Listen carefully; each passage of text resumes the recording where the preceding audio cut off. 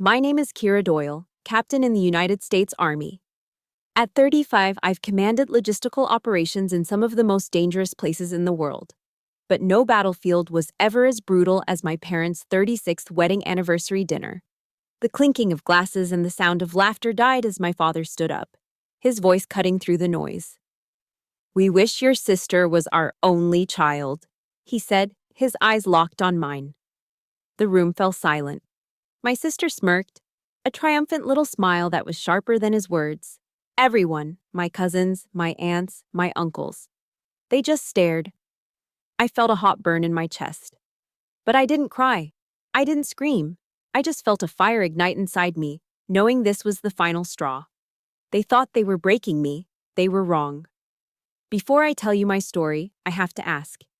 If anyone listening to this has ever given everything just to be met with contempt, let me know in the comments below, hit that like button, and subscribe. Because this isn't a story about war, it's a story about liberation.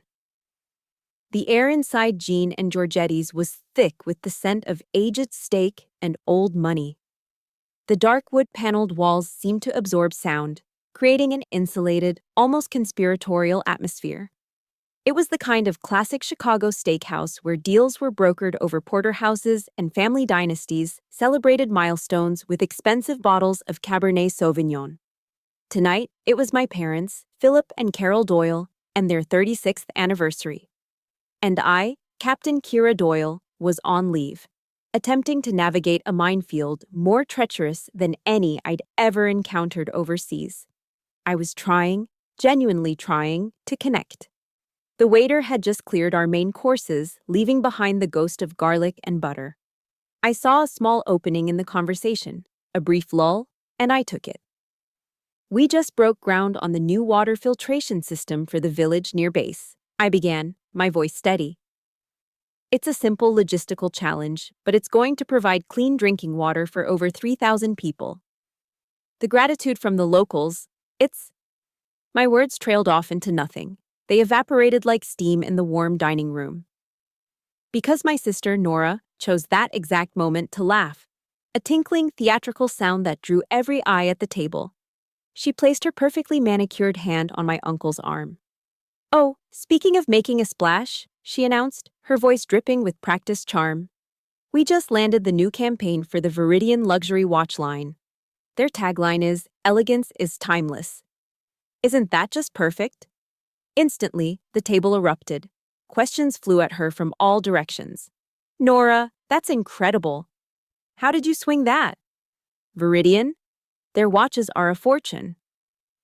My mother, Carol, beamed, her eyes shining with a pride I hadn't seen directed at me since I won a state-level science fair in 10th grade. My father nodded slowly, a deep, satisfied look on his face. My project? The clean water, the 3,000 lives. It was forgotten. I wasn't just ignored, it was as if I had never spoken at all. I was a ghost in my own family's uniform. I took a slow sip of my water, the ice cubes clinking softly against the glass. Acknowledging the situation was the first step. I was invisible. The dessert menus arrived, leather-bound and heavy. As a soldier, I'm conditioned to address problems, to secure the perimeter. Our family's old military surplus store on the outskirts of Chicago was a vulnerability, a constant source of financial strain. With a sense of duty, I made my second attempt of the evening. I was looking over the store's quarterly numbers, I said, keeping my tone polite and professional. "If we reroute the supply chain for the vintage jackets through the distributor I found in Tennessee, we could increase the profit margin by at least 15%. I didn't even finish the sentence. Nora let out an exaggerated sigh. "Kira, darling," she said, patting my hand condescendingly. "Not everyone wants to talk about logistics at a party. It's so boring." Her word was the signal flare. The ambush was sprung. My uncle Mark chuckled. "Yeah, Kira, leave the business to people who actually know how to run one." A cousin chimed in. "Honestly, who even buys that old army junk anymore?" Each comment was a carefully aimed shot. I felt my defenses solidifying, the emotional armor I'd spent years building sliding into place. I scanned the faces around the table. My mother was smiling faintly, a look of tacit agreement. My Aunt Susan, my mother's sister, the one who used to bake me cookies and sneak me $5 bills when I was a kid, just looked down at her lap and shook her head slowly, a silent gesture of disappointment. Not at them, at me, as if my very presence, my very nature, was the source of this awkwardness. That was when my father, Philip, pushed his chair back and stood up. The room fell completely silent. The only sound was the distant clatter of dishes from the kitchen. For a stupid, hopeful split second, I thought he was going to defend me. A flicker of a little girl's hope that her dad would finally step in and say, "Enough." It was a fatal miscalculation. He stood there, a man I barely recognized, his face a mask of cold resentment. He didn't look at the family. He looked directly at me. His eyes were like chips of ice. He raised his glass, not in a toast, but like a judge passing a sentence. "On our 36th anniversary," he began, his voice dangerously low and steady, "Carol and I have been reflecting, and we've come to a realization." He paused, letting the weight of the silence press down on all of us. I held my breath. My heart was a frantic drum against my ribs. "We wish your sister was our only child." The words hit me with the force of a physical blow. Time didn't just slow down, it shattered. In the fragments of that moment, I saw everything with terrifying clarity. Nora's lips curling into a smug, victorious smile. My mother's quiet, assenting nod. The 23 pairs of eyes, cousins, uncles, aunts, all staring, a mixture of pity, curiosity, and morbid fascination. No one objected. No one looked away in shame. They were all witnesses. And their silence was their consent. A white-hot fire ignited in my chest, burning away the shock, burning away the pain, leaving behind something hard and pure. It was rage, but a cold, disciplined rage.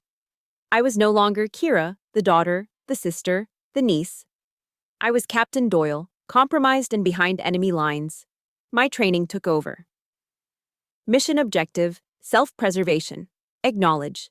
The attack was direct, overt, and devastating. Assess. The position is untenable. All surrounding forces are hostile. Staying here means annihilation. Act. Tactical withdrawal is the only option.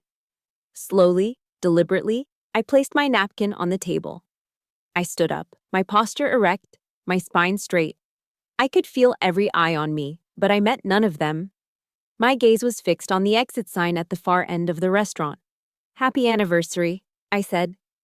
My voice was calm, level, betraying none of the war raging inside me. Then I turned my back on them all and walked away. The whispers started before I had even taken 5 steps, a hiss of static that no longer mattered. I had left the battlefield. The long, exhausting, and undeclared mission of protecting this family, of earning my place in it, was officially over. It was a failure, and it was the most liberating failure of my life. The walk out of Jean and Georgetti's was a blur. The biting Chicago wind felt like a slap in the face, a harsh welcome back to reality. I don't remember the cab ride, only the anonymous sterility of the hotel room near O'Hare Airport. It was a place for people in transit, a space with no past and no future, which felt fitting. The sharp burn in my chest from dinner had subsided, replaced by a hollow, ringing emptiness. I wasn't grieving the family I'd lost tonight. I was beginning to realize I was grieving a family that had never existed in the first place. Sleep was impossible. My mind, trained for after-action reports and threat analysis, refused to shut down. So, I did what I was trained to do. I began my assessment. I pulled my rugged military-grade laptop from my duffel bag and connected the external hard drive, a silver rectangle containing 20 years of digitized family history. I wasn't looking for comfort. I was looking for evidence. Folder by folder, year by year, I clicked through the archives of my own life, and a disturbing pattern began to emerge. It was subtle at first, then undeniable. Christmas, 1998. Nora is front and center, holding up a doll, her smile radiant, capturing all the light in the room. I'm in the background, slightly out of focus, clearing wrapping paper from the floor. Nora's high school graduation, 2008. She's flanked by my beaming parents, her diploma held high like a trophy. I'm on the far edge of the frame, half cut off, my own graduation gown looking plain next to her custom-tailored dress. A family vacation to Disney World. Nora is posing with Cinderella. Nora is laughing on Space Mountain. Nora is hugging Mickey Mouse. I found only one picture of myself from that entire trip. I was holding everyone's coats and bags while they went on a ride. It was all there, in pixelated clarity. In the official, curated history of the Doyle family, Nora was the star. I wasn't a supporting character, I was stage crew. I wasn't a family member, I was support staff. My role was to be useful, to facilitate Nora's spotlight, to be the sensible, responsible one so she could be the brilliant, dazzling one. The realization landed not with a crash, but with a quiet, sickening thud in the pit of my stomach. Then, a darker memory surfaced. It came to me with the chilling clarity of a recently declassified document. For the last 10 years, ever since I made captain, I'd had an automatic transfer set up, $500 every month, sent from my account to my parents to help keep the surplus store afloat. I never mentioned it. It was my duty. You support your unit. That's the code. I remembered a visit home about 3 years ago. I was in the kitchen making coffee when I overheard my mother on the phone in the living room talking to her friend Diane. Her voice was full of manufactured pride. "Oh, the store is finally turning a corner," she'd said. "It's all thanks to Nora, really. She has these brilliant marketing ideas, you know? And she's been supporting us financially, too. She's just so generous with her success." I froze, the coffee pot halfway to my mug. Supporting us financially? Nora had never sent them a dime. Her idea of marketing was posting a selfie in front of the store once a year. My $500 a month, my skipped meals on deployment, my old, worn-out running shoes I never replaced. That money hadn't just been unacknowledged. It had been stolen. The credit for my sacrifice had been transferred to Nora's ledger. My history hadn't just been ignored, it had been actively rewritten, my contribution erased and replaced with her name. My mind, now in full investigative mode, dredged up another piece of evidence. Christmas, when I was 16.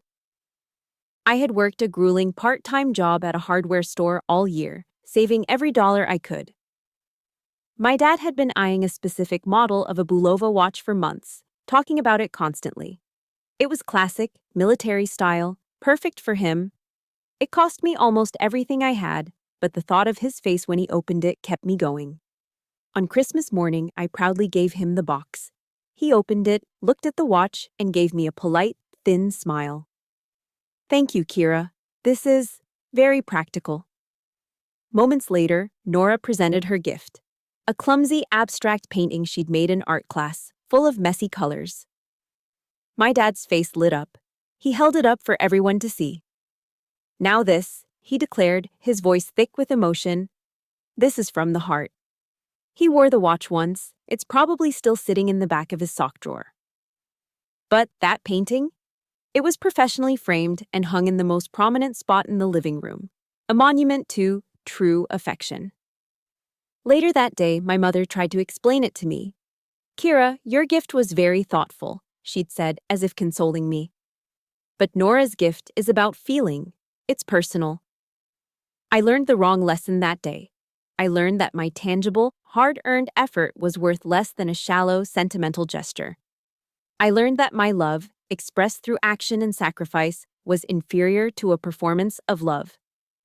In the bottom of a digital shoebox labeled MISC, I found one small file I'd forgotten about. It was a scan of a Christmas card, the only one I'd ever received that wasn't signed by the whole family. It was from my grandfather, Colonel Henry Doyle Sr., sent to my dorm during my first year at West Point. His handwriting was a sharp, disciplined script. It wasn't long, just 2 sentences. "Never let anyone dim your light, Kira. I see it, even when they don't." A single, hot tear finally escaped and traced a path down my cheek. It wasn't a tear of sadness. It was a tear of gratitude for that one voice, that one person who had seen the real me. I closed the photo file. I didn't need to see any more. The evidence was overwhelming. Maya Angelou's words echoed in my mind. When someone shows you who they are, believe them the first time. I had been shown who my family was for 35 years. I just hadn't been willing to believe it. This wasn't a series of isolated incidents or misunderstandings. This was a decades-long psychological campaign designed to uphold a specific family doctrine. Nora was the asset. I was the instrument. I shut the laptop. The click was loud and final in the silent hotel room. The hollow ache in my chest was gone. In its place was a core of ice-cold resolve. I finally understood my mission. It wasn't to win their approval or fight for their recognition. My mission was to liberate myself from the enemy. The sun rose over the tarmac at O'Hare, casting long, cold shadows across the runway. Inside Terminal 3, the morning rush was beginning, a river of travelers, each lost in their own world of departures and arrivals. I sat at my gate, my flight back to base scheduled to board in an hour. But I wasn't scrolling through news feeds or checking social media. My phone was in my hand, but it wasn't a tool for distraction. It was a weapon. I remembered something General Ann Dunwoody, the first female four-star general in the U.S. Army, once said in an interview, "Leadership is about solving problems." For years, I had been trying to solve the problem of my family by absorbing the damage, by being better, by giving more. I finally understood. That wasn't leadership. That was enabling. The real problem wasn't my inadequacy. It was their parasitic dependence. And it was time for this leader to solve her biggest problem. My thumb moved with practiced precision across the screen. First objective, cut financial supply lines. I opened my banking app, navigated to bill pay, then automatic transfers. There it was. Doyle Surplus, LLC, $500. A transfer that had executed without fail on the first of every month for the last 120 months. A quiet monument to my loyalty. With 3 steady taps, select, cancel transfer, confirm. A decade of one-sided sacrifice vanished into the digital ether. Each tap felt like a chain link breaking. Second objective, cut intellectual and strategic support. I opened the shared family cloud storage account. There was the folder I'd created, DS Business Development. Inside were years of my work, done in my spare time, on weekends, during long nights on deployment, spreadsheets forecasting sales, contact lists for new suppliers, a comprehensive logistics plan to modernize their inventory system. I selected the entire folder. My thumb hovered over the trash can icon. There was no hesitation. Delete. Confirm delete permanently. The information was gone. The crutch was kicked out from under them.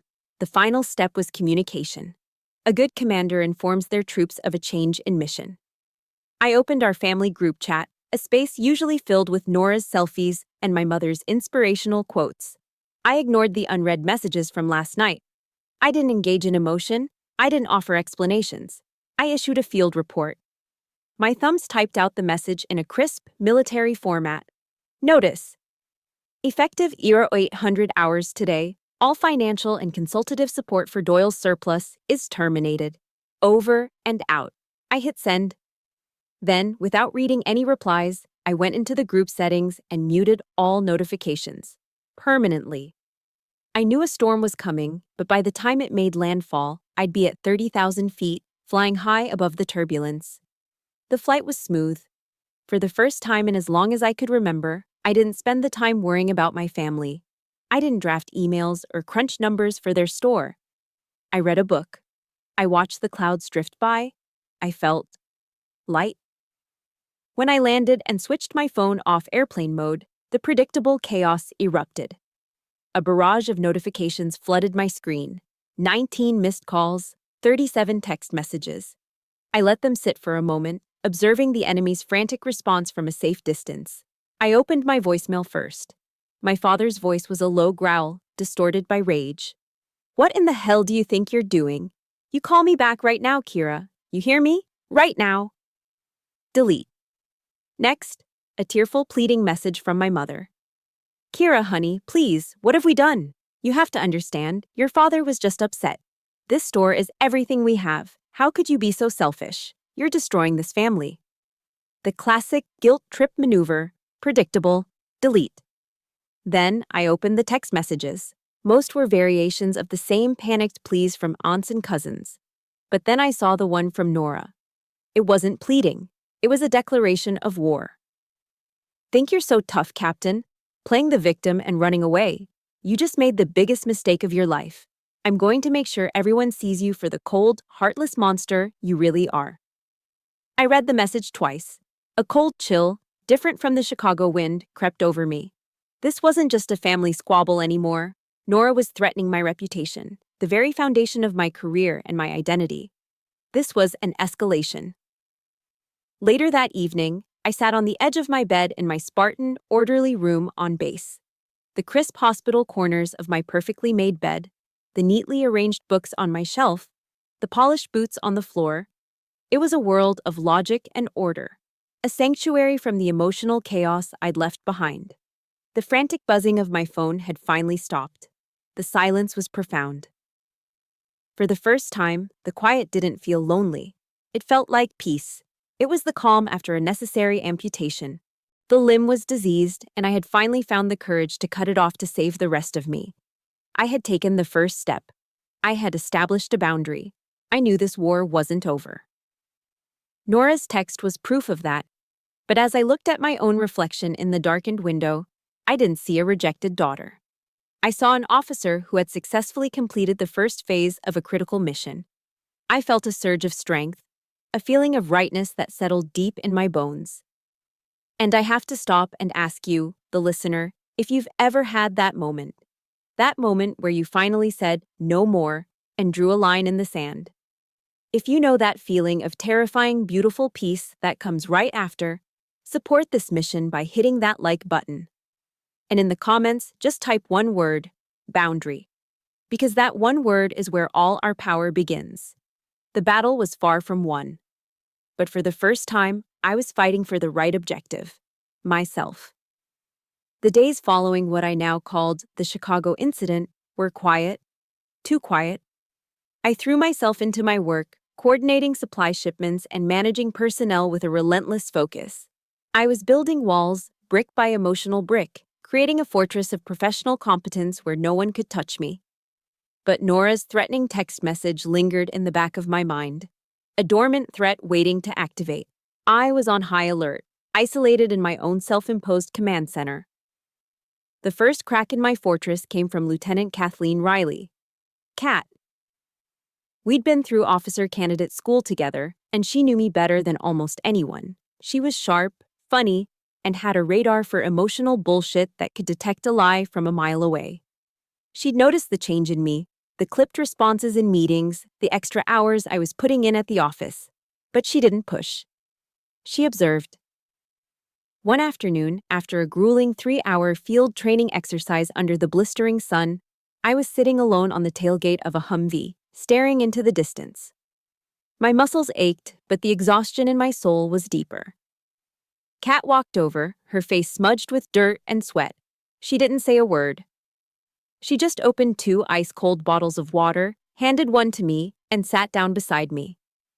We sat in silence for a full minute, the only sound being the distant pop, pop, pop of a firing range. Whatever battle you just fought back home, she said finally, her voice low and even. It looks like it was rougher than this.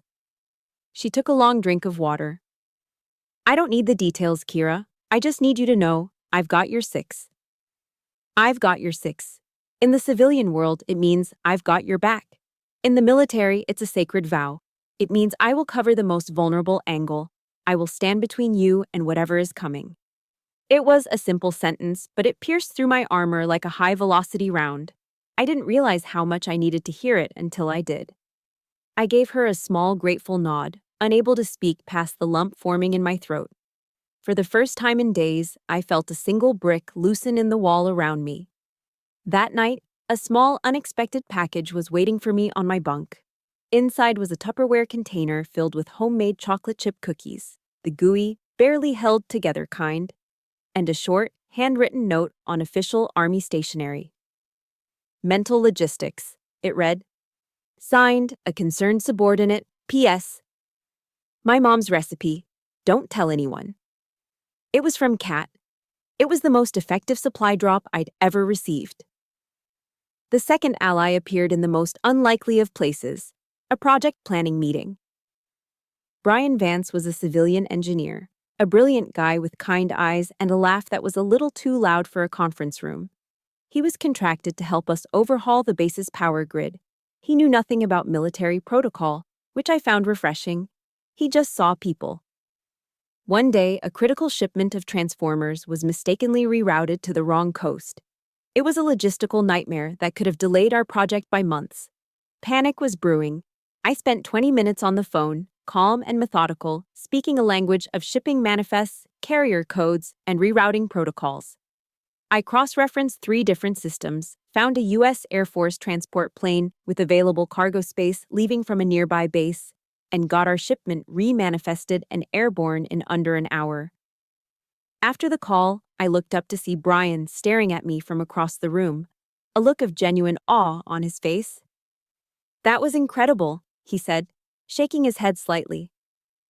"The way you just handled that.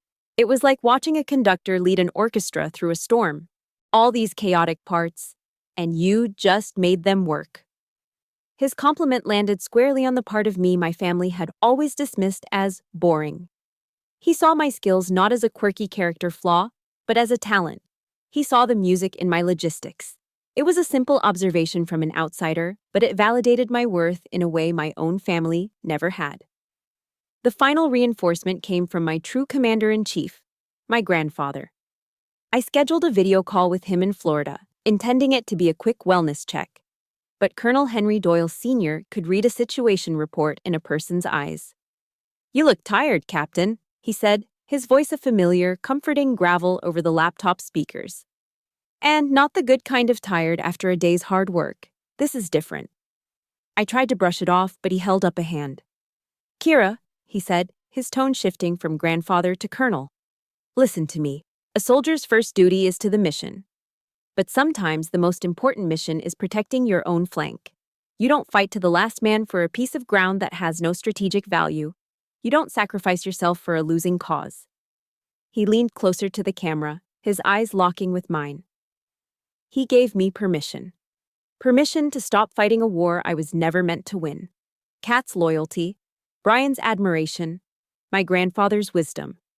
They were building a new kind of fortress around me, not of walls, but of support. And it was just in time, because the enemy was about to launch a new offensive. That evening, Kat sent me a text. "You need to see this." It was a link to Nora's Facebook page. My sister had written a long, beautifully tragic post. It was a masterpiece of passive aggression. She never mentioned my name, but she didn't have to. She wrote about the quiet heartbreak of families torn apart by careers that demand a certain kind of coldness. She spun a vague but compelling tale about a family member struggling with the emotional toll of their service, who had suddenly and cruelly cut off their loving family during a time of need. She hinted at PTSD. She talked about praying for their healing. It was brilliant, it was vicious, and it was working. The comments section was a flood of sympathy. "Oh, Nora, I'm so sorry you're going through this. Sending prayers to your family. It's so sad when our heroes lose their way." I stared at the screen, my blood running cold. Nora hadn't just declared war. She had taken the battlefield public. She was using my uniform, my service, my very identity as a weapon against me. The warmth I had felt from my new allies was still there, but now it was fueling a different kind of fire.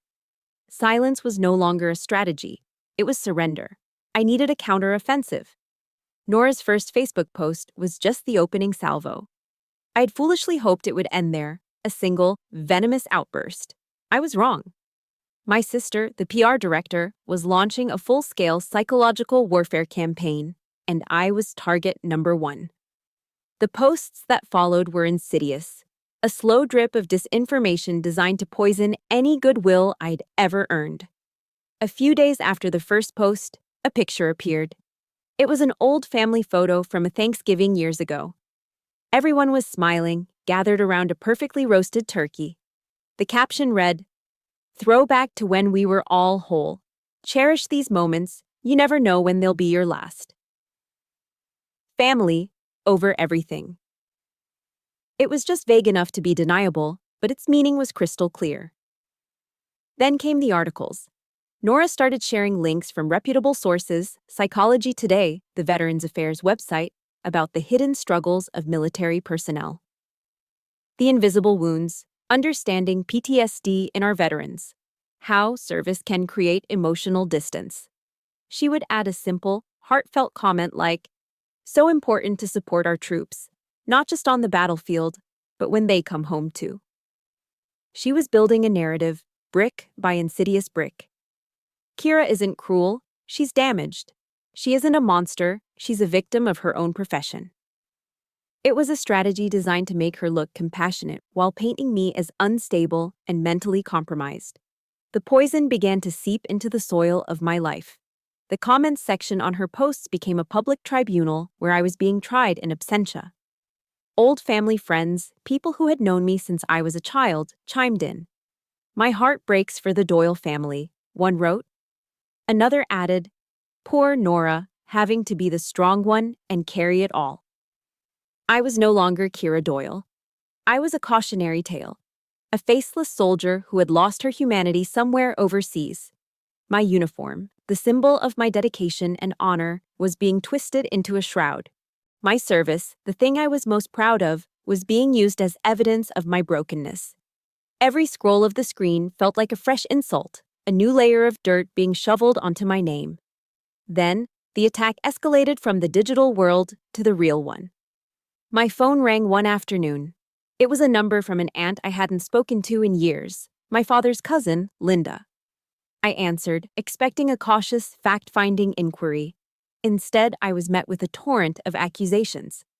"I can't believe you, Kira," she started, her voice shaking with self-righteous anger. "After everything your parents have done for you, to just abandon them, to abandon Nora when she's clearly trying so hard to hold everything together, that uniform has turned you into an ungrateful, heartless monster." I stood there, speechless, listening to this woman who knew nothing about the truth pass judgment on me. I didn't defend myself. I didn't argue. I just said, "Thank you for your call, Linda," and hung up. That night, I learned that my parents had become active combatants in Nora's war. They weren't posting online. It wasn't their style. Their method was more traditional, more intimate. They were on the phone, calling every relative and family friend in their address book. They weren't angry. They were heartbroken. They painted a tragic picture of a daughter who, poisoned by her success and a cold military career, had turned her back on the family that loved her. They were perfecting the art of playing the victim. The pressure began to mount. As an officer, integrity is everything. Your reputation is your currency. Even a baseless accusation can leave a permanent stain. I felt the walls closing in, the weight of their collective narrative pressing down on me. I was being buried alive under an avalanche of lies. That night, sleep was a foreign country I couldn't visit. I paced the floor of my small room, the path from my bed to my window becoming a well-worn track of anxiety. My mind raced through counteroffensives. I could fight fire with fire. I could post my own story. I could upload screenshots of the bank transfers, expose every lie, detail every injustice. But the moment I imagined doing it, a wave of disgust washed over me. That was Nora's game. A messy public war of words, played out for an audience of strangers. It was a battle fought in the mud, and even if I won, I'd still be covered in it. Sun Tzu's words from The Art of War, a book we studied religiously at West Point, echoed in my head. Know your enemy and know yourself, and you will not be imperiled in 100 battles. I knew Nora. Her entire existence was fueled by public perception and drama. The social media battlefield was her home turf. Fighting her there would be playing right into her hands. But I also knew myself. I'm a strategist. I'm disciplined. My strength lies in logic, in facts, in executing a plan with precision. I wouldn't engage in her skirmish. I would redefine the entire theater of war. I needed to bypass her front lines and strike directly at the enemy's command and control center. I needed an action so decisive, so irrefutable, that it would render her entire social media campaign irrelevant. I needed a weapon with more firepower than a Facebook post. I stopped pacing. A sudden, chilling calm settled over me. I knew what I had to do. I picked up my phone, my fingers steady. I didn't open Facebook. I didn't open my text messages. I opened a flight booking app. My thumbs moved quickly. Departure: Fayetteville, NC. Arrival: Tampa, Florida. The mission parameters were clear. It was time to report to my commanding officer. It was time to present the facts to Colonel Henry Doyle. I was in the back of an Uber, heading towards the airport, watching the gray landscape of Fayetteville blur past my window. My duffel bag was on the seat beside me. My flight confirmation was on my phone. My objective was clear. I was focused, running through the talking points for my meeting with my grandfather like a pre-mission brief. That's when my phone buzzed, a jarring intrusion into my strategic calm. It wasn't a text. It was an incoming group video call. The screen showed 3 names: Mom, Dad, Nora. My first instinct, the old instinct, was to decline, to avoid. But a memory surfaced, the voice of a drill sergeant from my basic training days. When you're in an ambush, you don't stand still. You don't hide, you move, you counterattack, and you create your own exit. This was an ambush, and I was done hiding. I took a deep breath, straightened my back, and pressed the green button. Their faces flickered onto my screen, a miserable triptych of anger and exhaustion. They looked like they'd been up all night, plotting. They thought their smear campaign, their coordinated phone calls, had been enough to soften the target. They thought I was calling to surrender.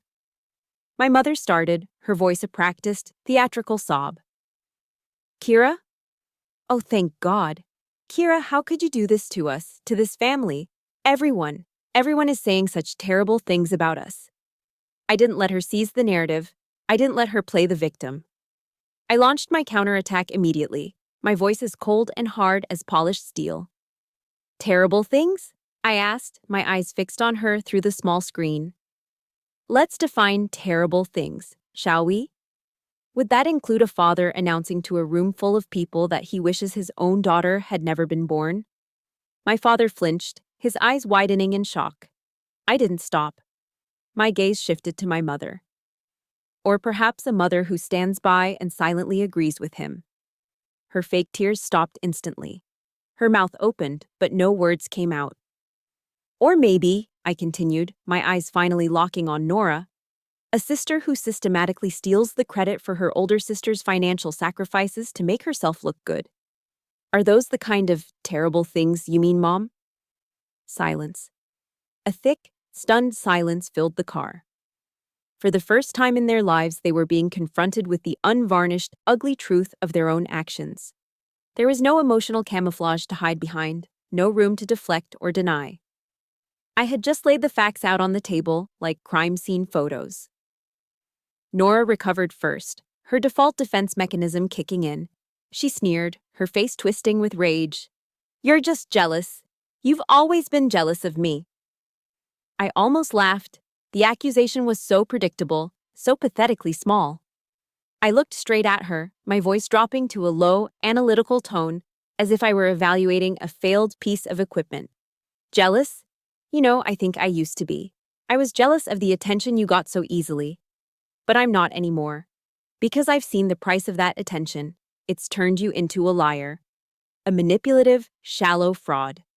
Your entire identity is built on what other people think of you." I paused, letting the words sink in. Then I addressed all 3 of them. "Let me be perfectly clear. I don't need your approval. I don't need your money. And I certainly don't need your twisted version of love anymore."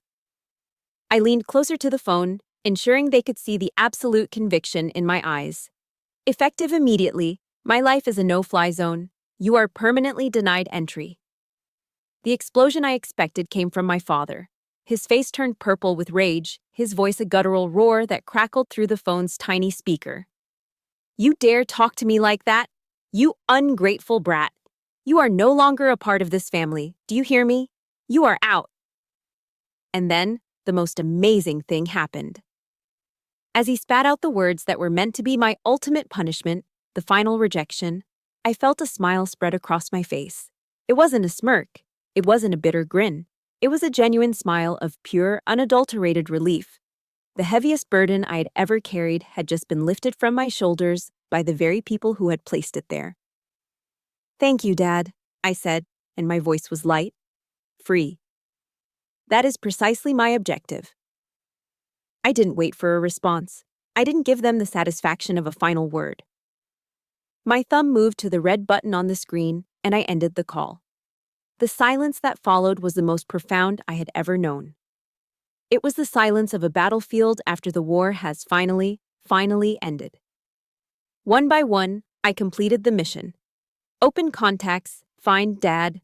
Block number, find Mom. Block number, find Nora. Block number. Open group chat, leave conversation, delete conversation. The psychological battlefield was cleared. The enemy's lines of communication were severed. The mission was complete. I leaned my head back against the seat and looked out the window. The sky was a brilliant, clear blue. I was moving forward.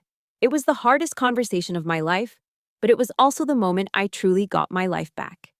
And I want to know if this resonates with you, if you have ever had to have that one final liberating conversation, or if you're still waiting for the courage to have it. Show your support for this act of liberation by hitting the like button. In the comments below, just write 2 words: no-fly zone. Let's create a community that understands the power of that declaration. Now, it was time to report to my high command. Flying south from North Carolina to Florida felt like crossing into a different country. I left behind the gray skies and entered a world saturated with color, the impossibly blue sky, the vibrant green of the palm trees. When I drove my rental car into the villages, the sheer scale of the retirement community was astounding. It was a sprawling, immaculate world of golf courses, town squares, and perfectly manicured lawns. But my grandfather's house was my true destination. It was more than a home. It was a fortress of honor. From the outside, it was a modest, clean-lined villa like any other. But the moment I stepped inside, I was in his world. The air was different here, calm, orderly, smelling faintly of lemon polish and old books. There was no clutter. Every object had a purpose. On the wall of his study, meticulously arranged in glass cases, were the artifacts of a life of service: medals, commendation ribbons, a folded American flag from a command post in Germany, photographs of him with generals whose names I'd only read in history books. This was the legacy my father had turned his back on, the legacy I'd always strived to live up to. Colonel Henry Doyle Sr. was 80 years old, but he stood as straight as any 20-year-old private. He greeted me at the door not with frail arms, but with a solid, enveloping hug that spoke of strength, not sentimentality. He pulled back, his clear blue eyes scanning my face, taking in the fatigue and the stress I couldn't hide. He didn't waste time with small talk. "Situation report, Captain," he said, his voice a low, steady baritone. It wasn't a question. It was an order. We sat in his study, in 2 matching leather armchairs. I didn't cry. I didn't raise my voice. I didn't embellish. As he had commanded, I gave my report. I laid out the events of the past week with the clinical precision of an after-action review. I presented the facts, systematically and chronologically. The inciting incident occurred at my parents' 36th anniversary dinner. I began. I recounted the conversation, the insults, and my father's final, brutal statement. I then detailed the subsequent psychological campaign launched by my sister, Nora. I opened my laptop and presented the evidence. Exhibit A, screenshots of Nora's Facebook posts, the carefully crafted narrative of my supposed mental instability. Exhibit B, scanned bank statements from the last 12 months, showing the recurring $500 transfer to Doyle's Surplus, LLC. Exhibit C, a transcript of the final video call, which I had written down from memory in the Uber, detailing my declaration of a no-fly zone. I presented the intelligence without emotion. My voice never wavered. I trusted the facts to carry the necessary weight. Throughout my entire report, my grandfather sat perfectly still, his hands resting on his knees. He listened with an intensity that was more intimidating than any interrogation. He didn't interrupt. He didn't ask a single question. His face, etched with the lines of 100 battles, slowly hardened into a mask of cold, controlled fury. The silence in the room when I finished was absolute. It was heavier than any shout, deeper than any scream. For a long moment, he said nothing. Then he lifted his right hand and brought it down on the solid oak arm of his chair. It wasn't a loud bang, but a single, sharp rap that cracked the silence like a gunshot. It was the only outward sign of the storm raging within him. "This is not a family dispute," he said, his voice dangerously quiet.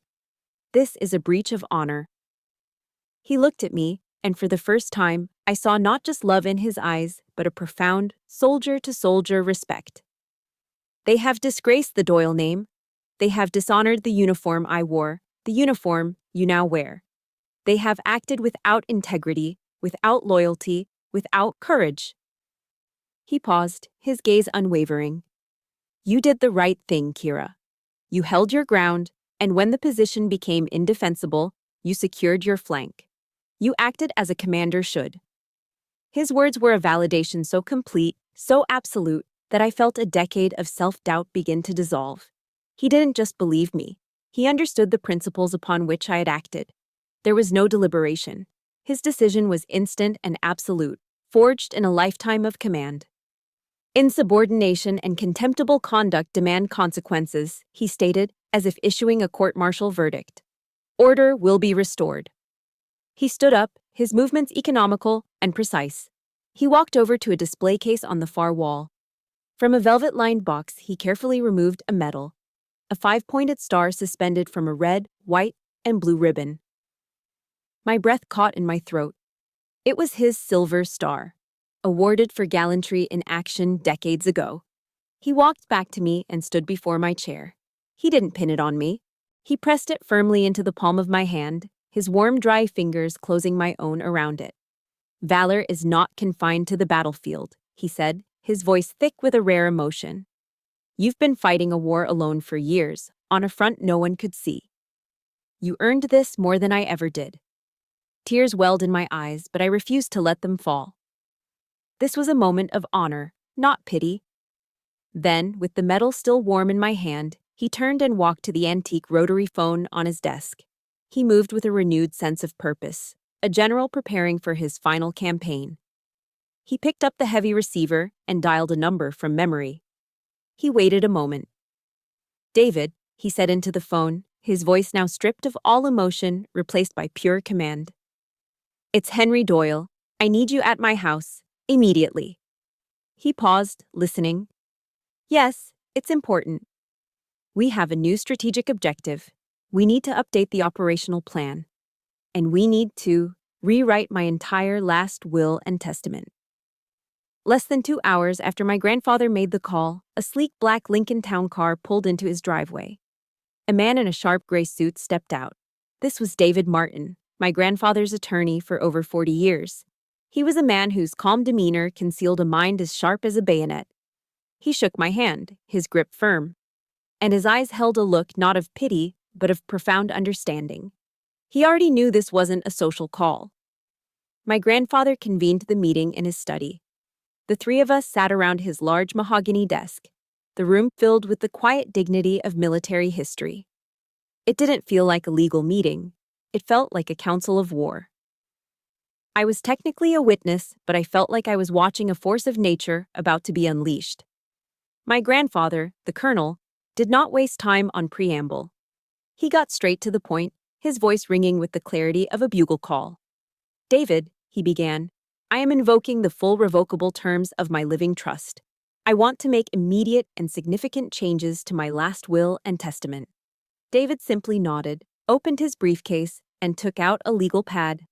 "I'm listening, Henry." "First," my grandfather declared, his voice cold and devoid of any sentiment, "I want the following names struck from the document entirely. Remove my son, Philip Doyle. Remove my daughter-in-law, Carol Doyle. And remove my granddaughter, Nora Doyle." They are to be disinherited, completely and irrevocably. I gasped. A quiet, involuntary intake of breath. I knew he was angry, but I had never imagined this. The sheer, absolute finality of his words hung in the air. This wasn't just a punishment, it was an erasure. David's pen scratched across the paper. He didn't even blink. Understood. The primary beneficiaries are removed. Who is the new sole beneficiary? My grandfather turned his gaze to me. My entire estate, all assets, real estate properties, investment portfolios, and the contents of the Doyle Family Trust Fund, is to be transferred upon my death to my granddaughter, Captain Kira Doyle. The room seemed to tilt. The words didn't make sense. Estate? Trust fund? I had always assumed my grandfather was comfortable, but I had no idea of the scale. My head was spinning. This wasn't what I had come here for. I opened my mouth to protest, to say that I didn't want or need his money, but he raised a single finger, silencing me. With one binding condition, he continued, looking back at his lawyer. A significant portion of the estate's liquid assets will be used to establish a new charitable foundation. It will be named the Eleanor Doyle Valor Fund, in honor of my late wife. Eleanor, my grandmother. A kind, strong woman who had passed away when I was a child. David looked up from his notes. And the fund's mission? My grandfather's eyes gleamed with a strategic brilliance that sent a shiver down my spine. Its mission will be to provide scholarships and business grants to female military veterans. It will be managed by a board of directors with Captain Kira Doyle appointed as its first lifetime chairperson. I finally understood.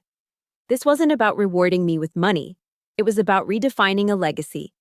He was taking the Doyle family name, which my father and sister had tarnished with their selfishness and greed, and forging it into something new, a symbol of service, honor, and valor. He was entrusting that legacy, the true Doyle legacy, to me. He wasn't just giving me his wealth, he was giving me his purpose. Tears welled in my eyes, hot and sudden. But for the first time in my life, they weren't tears of pain or humiliation. They were tears of overwhelming, crushing gratitude. David Martin, ever the professional, drafted the codicil, the legal amendment, to the will right there on his laptop. He read it aloud, the legal jargon a stark, powerful poem of dispossession and transference. Two of my grandfather's neighbors, both fellow veterans, were called in to act as official witnesses. I watched as my grandfather signed the document, his signature a bold, unwavering script. Then, the witnesses signed. Finally, David affixed his notary seal with a firm, satisfying thud. It was done.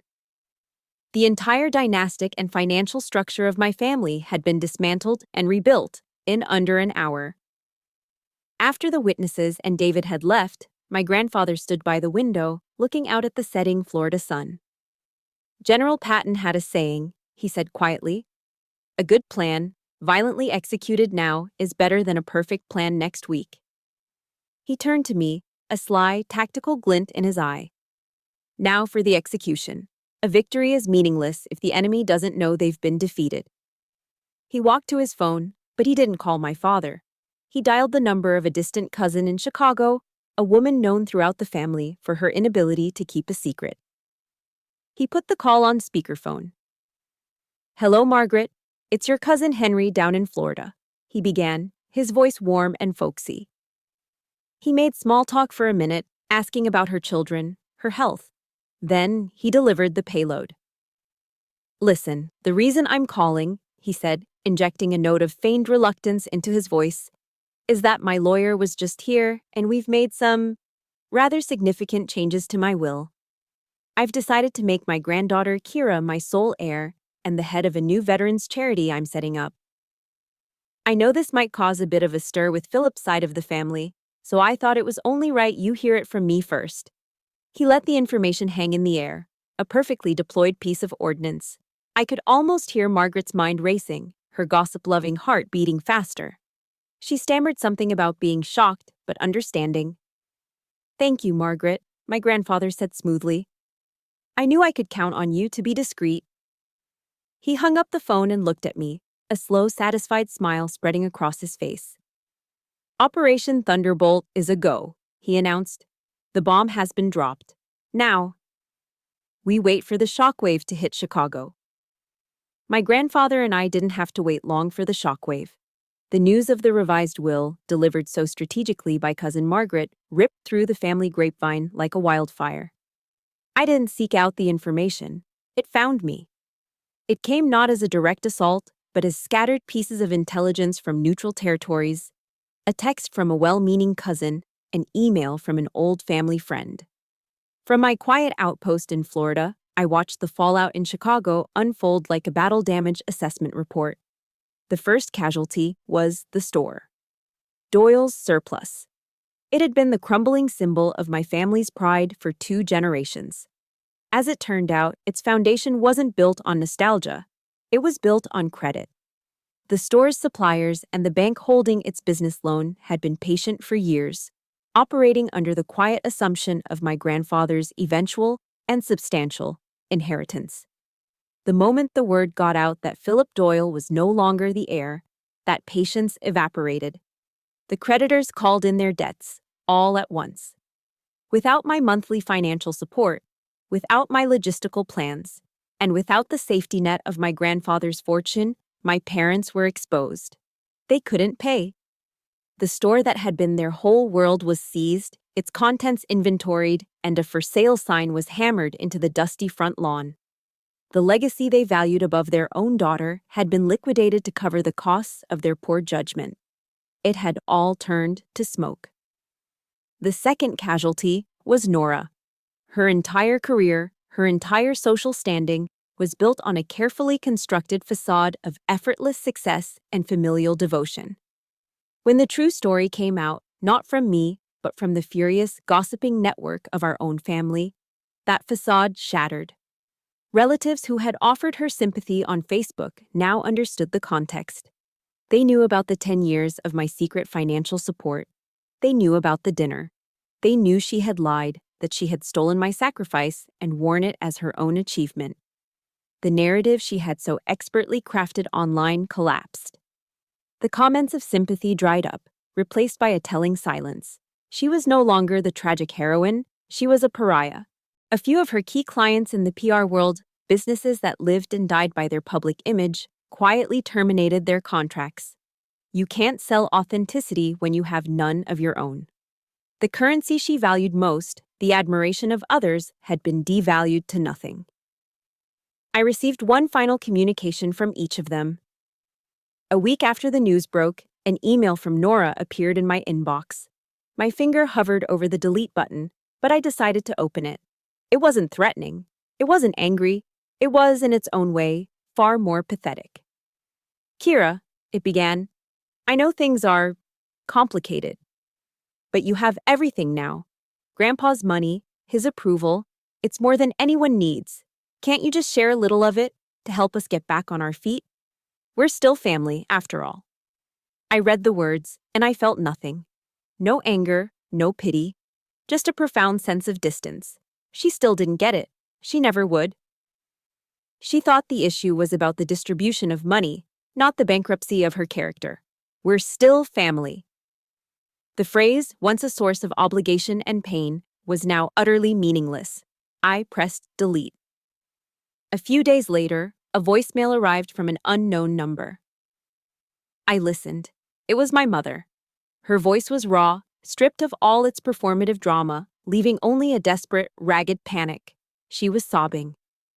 Kira, it's me. They're taking the house. The store is gone. Philip, your father. He doesn't get out of bed. Everyone is looking at us, saying we're failures. We were wrong, Kira. We were so wrong. Please, please come home. Please just help us. Save us. Save us. The 2 words that had defined my role in the family for 35 years. For a moment, a ghost of the old obligation stirred within me, but it was just a phantom. I listened to the message to the end, then calmly deleted it. It wasn't an act of hatred. It was an act of survival. My role as the family savior was a position I had been honorably discharged from. To go back would be to willingly re-enlist in my own destruction. Forgiveness, I was learning, didn't mean reconciliation. It meant releasing myself from the burden of their future. That evening, I was back on base. I sat by the window in my room, looking out at the disciplined lines of the barracks and the distant figures of soldiers running drills on the parade ground. Order, structure, purpose. I didn't feel the triumphant joy of a victor. I didn't feel the bitter satisfaction of revenge. I felt a vast, quiet emptiness. I had won. But winning a war always comes at a cost. The cost for me was the final, flickering ember of an illusion. The illusion that I had a family to go back to. My grandfather was my family, yes. But the core unit I had spent my life trying to belong to was now just a crater, a wasteland of their own making. I remembered a verse from Psalms my grandfather liked to quote, from a small Bible he kept on his desk. For the wicked shall be cut off, but those who wait for the Lord shall inherit the land. I finally understood it. It wasn't a promise of heavenly reward. It was a statement of natural consequences. Their world, built on a foundation of lies and entitlement, had collapsed under its own weight. My world, built on discipline and service, remained. From the ashes of that illusion, I saw something new taking shape. It was a chance not to fix what was broken, but to build something entirely new. Something real. Something that would last. Something worthy of the name Doyle. 1 year later. The woman standing at the podium is not the same one who walked out of a Chicago steakhouse into the cold night. On the outside, the uniform is similar, but the oak leaf insignia on my collar is new. I am Major Kira Doyle now. But the real change is on the inside. The hollow ache in my chest has been replaced by a quiet, steady warmth. The hyper-vigilance of a soldier in enemy territory has softened into the calm confidence of a commander in her own command. I'm standing in a small, sunlit auditorium at a community college, a place of second chances and new beginnings. I didn't use my grandfather's inheritance to buy a mansion or a sports car. I used it to fulfill his final command. I used it to build. Welcome to the inaugural awards ceremony for the Eleanor Doyle Valor Fund. My mission statement, once a desperate whisper in a lonely hotel room, had become my life's work. My mission is no longer to survive, it's to build. Today, we were laying the first foundation stone, awarding full academic scholarships to female veterans transitioning back into civilian life. I looked out at the small crowd, and I didn't feel a single shred of the old anxiety I used to associate with public attention. Because in the front row, I saw my family. My real family. There was my grandfather, Colonel Henry Doyle Sr., his back ramrod straight, his eyes gleaming with a pride so fierce it felt like a physical force. Beside him was Kat, my best friend, my comrade in arms, who had flown in on a weekend pass just to be here. She gave me a subtle, almost imperceptible nod. The soldiers signed for solid copy. You've got this. And next to her was Brian. Over the past year, his quiet admiration had blossomed into a steady, supportive love that I had never believed was possible. He didn't try to change me or diminish my strengths. He celebrated them. He was here today, not in the spotlight, but standing quietly in the back of the room, just watching me with a look of pure, unadulterated pride. His silent presence was the firmest ground I had ever stood on. They were my unit, the people who had my six. They weren't bound to me by blood, but by something far stronger: loyalty, respect, and unconditional love. The very things I had once searched for in all the wrong places. I cleared my throat and approached the microphone. Good afternoon, I began, my voice clear and steady. My grandmother, Eleanor Doyle, believed that the greatest acts of service often happen far from any battlefield. She believed in the quiet courage it takes to rebuild, to learn, and to create a new life. It is in her honor that we award our first scholarship today. I held up the certificate. The first recipient of the Eleanor Doyle Valor Fund Scholarship is former Sergeant Eva Torres.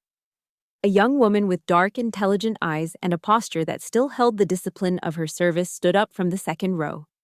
There was a smattering of applause as she walked toward the stage. As she approached, I saw a flicker of something familiar in her eyes. A potent combination of fierce determination, boundless ambition, and a sliver of uncertainty. I saw myself, all those years ago, a young woman desperate to prove her worth in a world that wasn't sure what to do with her. I handed her the oversized ceremonial check, and we posed for a picture. But as the camera flashed, I leaned in closer, lowering my voice so only she could hear. "Listen to me, Sergeant," I said, my voice firm but warm.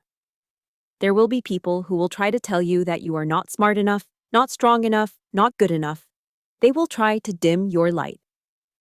I held her gaze, pouring every ounce of my own hard-won conviction into my words. "Never let them. Your new mission is to build the future you deserve." She looked at me, a flash of sudden, profound understanding in her eyes. She nodded, her handshake firming with a new resolve. "Yes, ma'am," she whispered. "Hooah." As she walked off the stage, I knew I hadn't just given her a scholarship. I had given her the validation I had needed so desperately myself. I had passed on the torch that my grandfather had so carefully guarded for me. The circle was complete. The ceremony concluded a few minutes later. As the attendees began to mingle, I remained on the stage, looking out at the three people who mattered most: my grandfather, my best friend, the man I loved, my chosen family. The war was over. The mission of liberation was complete. I was no longer a soldier fighting for survival in a toxic family dynamic. I was the commander of my own life. I was a builder, an architect of a new legacy. Late afternoon sunlight streamed through the large auditorium window, illuminating the dust motes dancing in the air like tiny golden sparks. The light fell across my face, warm and bright. It wasn't the fading glow of a sunset on a finished battle. It was the clear, brilliant light of a new dawn. And my legacy was just beginning. That sunlight on my face wasn't an ending. It was the beginning. My mission shifted from surviving to building, and that is the greatest liberation of all. For everyone listening who is still in the trenches of your own quiet war, please know that you are seen, and you are not alone. If this story gave you a piece of strength to start building your own new dawn, please support our mission here by subscribing and liking this video. And in the comments, I'd be honored if you would share just one thing you are looking forward to building in your own life.